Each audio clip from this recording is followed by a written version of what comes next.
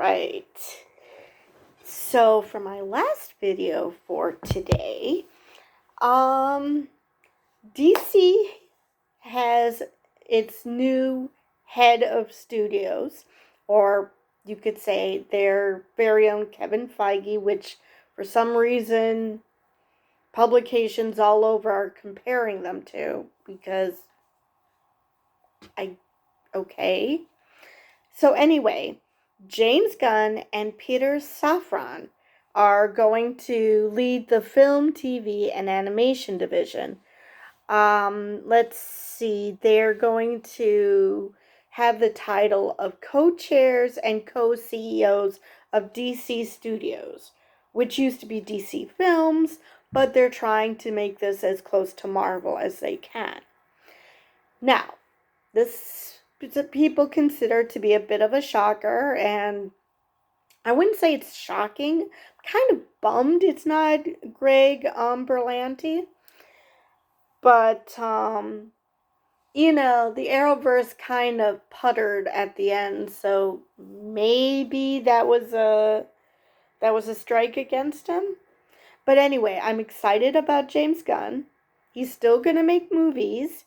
So I just don't know if he's going to be allowed to continue doing Guardians of the Galaxy. I know that this iteration of Guardians of the Galaxy are going to change. That's just a trilogy with this group of people. But I wonder if they're going to allow James Gunn to continue now that he's going to be one of the heads of DC Studios. And Peter Safran is a producer. So he's going to deal with the big picture, and James Gunn is going to be dealing with the creative side. So I guess he's going to come up with the ideas for films, for TV, for animated, and James Gunn is going to make sure that they make sense or that they're doable. So, congratulations to both of them. I'm actually excited because if anybody would know how Marvel does things, it would be James Gunn because of the Guardians of the Galaxy franchise. Now, his films are more comedic, so I'm kind of worried because a lot of DC fans like the more gritty side to DC, so I'm worried about that. But since I doubt he's going to be overbearing about it. So he's probably going to let whomever is in charge of writing and directing to do their thing, even though he's in charge of the creative, simply because he has an idea, but I'm sure he's going to give people some leeway. I hope so.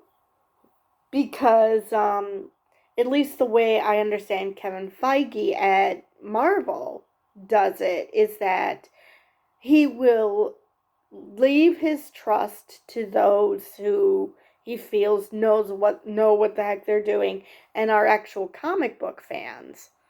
And that he just is going to take you by the hand if you're new to all of this, to make sure that you don't mess up a beloved character. James Gunn is already a known commodity. He does love comics. People are praising him for Suicide Squad and Peacemaker.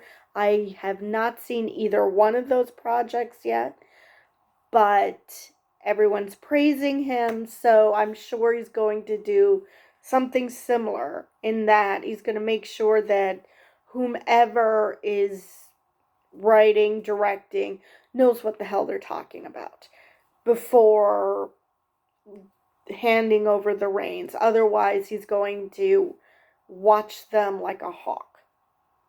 So, I think that DC is in good hands. And I'd love to see what happens now. And hopefully, because there's no more DCEU bloodbath with Zatanna being the last project that they axed, which I didn't even know that was even a thing. Hopefully, people will stop whining that Blue Beetle is going to be on the chopping block. Which, obviously, it's a bunch of people who just assume racism. It's like, oh no, it's being run by, it's being headed by a Latino. So, obviously, that's going to get on the chopping block. I have no idea why this rumor is still persisting. I mean, I don't know why Batgirl was shelved. Batgirl, though, to my mind, is more popular than Zatanna. I mean, how many people who aren't DC comic book nerds know who Zatanna is? So, that actually made sense. If you're going to cancel Batgirl, why? But then again, Blue Beetle isn't exactly a known name either, so I don't know. But anyway, I'm excited to see what happens with DC going forward.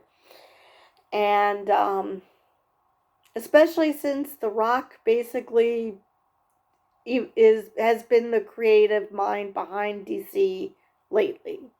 With Black Adam, he brought back Superman. So we'll see how things work now that they actually have heads of the studio. Co-heads, but heads of studio. I think that's all I have for this video, and I will see you guys next time.